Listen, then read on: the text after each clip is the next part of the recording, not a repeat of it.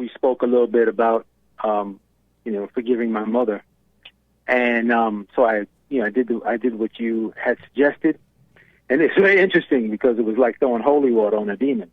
That's a good analogy. That's exactly what it was. Quentin, welcome to the show. You're on the air. Hey, Jess, how you doing, man? All is well. How you? I'm good, man. I called in last week, and we spoke a little bit about, forgiving my mother. And so I did what you had suggested. And it's very interesting because it was like throwing holy water on a demon. That's a good analogy. That's exactly what it was. I said, I forgive you, and I know you couldn't, what you recommended. I even taped it so I can make sure I said it properly and come from my heart. And I waited so that I wasn't trying to do it to actually hurt her, but to tell her the truth. And of course, she became very defensive, and had a million questions. What did I ever do to you? And what did I And your father wasn't there, and all these different things. And I could hear all of these screams and voices coming out of her. And for the first time, I could see that it wasn't. When I was younger, I blamed myself. I thought, I'd done something wrong. Or I wasn't a good son, and therefore, it was up to me to make her happy.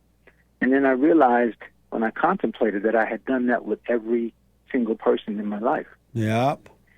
Especially girlfriends.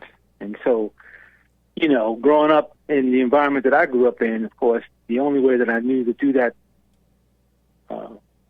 consistently with a woman is sexually. Amazing. So you become like a growing up in the 80s, you become like a pimp, or like a Morris Day, or like a Prince type of a thing. Right. And that's all that I knew. And if I could do that, then the woman's happy, and most of them thought they were. And if I couldn't, then it didn't. I would just leave them and find someone else. So my question today is: you've done all this, and there's this supreme emptiness now, because most of the things that I focused on in my imagination or in my outlook on the world, I see it is not real. So there's this void there, and it makes me very, very insecure, or feeling very, very insecure, because it feels like I'm the only one, other than the people on the show or the people that you work with, that is having these understandings. But everything in my environment right now doesn't reflect that. So it's like you feel completely alone. Like where is this going, and how do I regale my thoughts? I have such thought constantly. It never stops. And so, I haven't listened to the show a lot, but I was wondering what is the next step? What do you recommend with these thoughts in a day-to-day basis, on a moment-to-moment basis? These thoughts are plaguing you, and you're just kind of going on. What do you do? Such a good question. Number one, you are now seeing reality. You're not in that illusion anymore of the imagination. You have always been alone. The people around you were never your friends. They were never your family members. They were never your anything. You just thought that they were, because you were living an ego, unconscious life. And now that you're seeing the reality that you are alone, you have always been alone. Again, you just didn't know it. And then all of these thoughts that you're seeing, you have always had those thoughts, but you were living in them and not knowing that they were illusions, that they were not you. And now that you can see, you have gone and forgiven, and now you can see those thoughts, you're no longer living in them.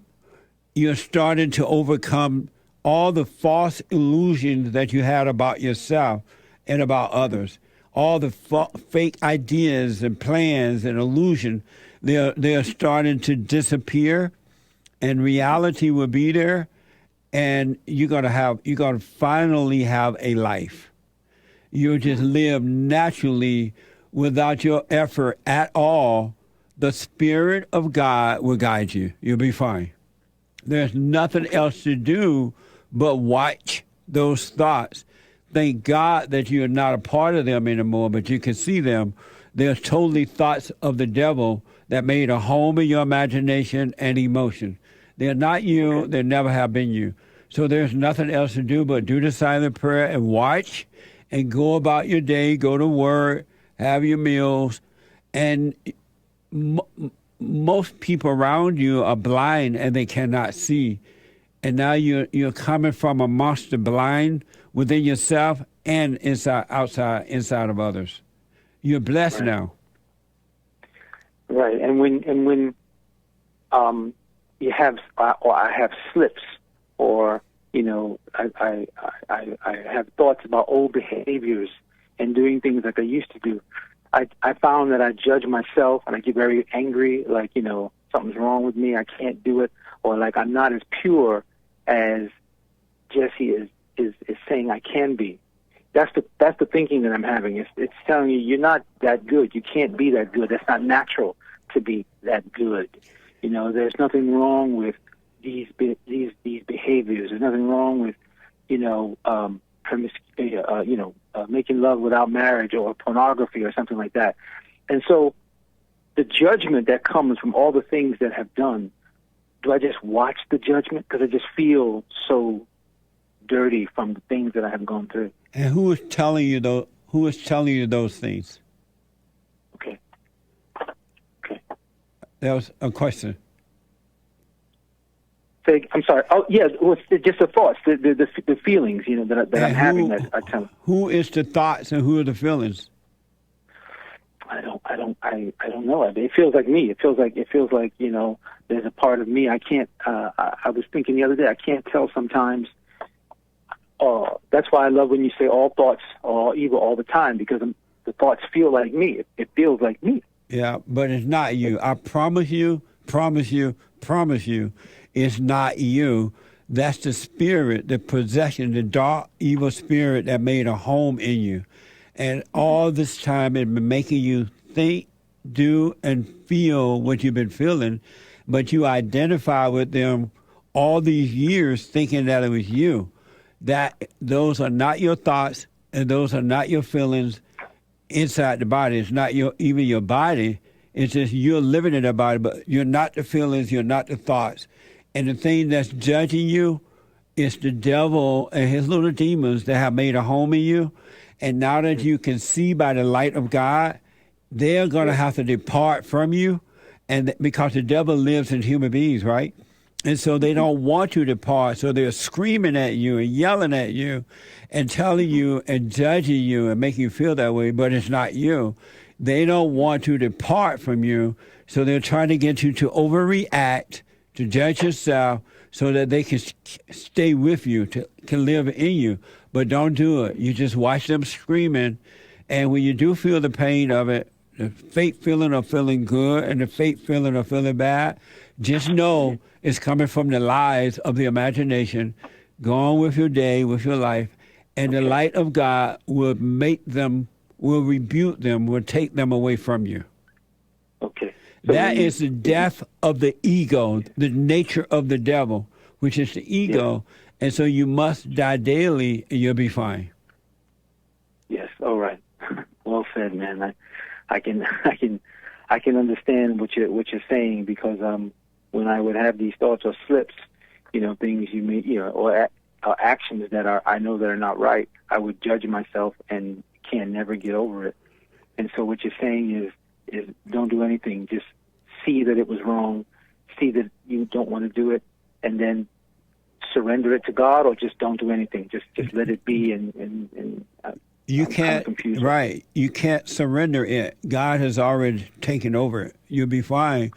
And don't if you do slip, quote unquote, don't judge it as good or bad. It's enough to just see it without any opinion about it at all. Okay. Don't judge it as good or bad, right or wrong. It's enough to see it. You're not God, so you can't determine right or wrong. But the devil wants you to call it right, and he wants you to call it wrong, because when you do that, you're playing God but it's he who has control over you. So don't call it right or wrong. It's enough to just see it. And when you see it, you're overcoming it. And don't worry about that. You'll be fine. The real you. Okay. Okay, brother. All right. And so just know it's not God judging you. He has never judged you. He never will. You have never done wrong or right, and you never will. You have never been a sinner or a saint, and you never will.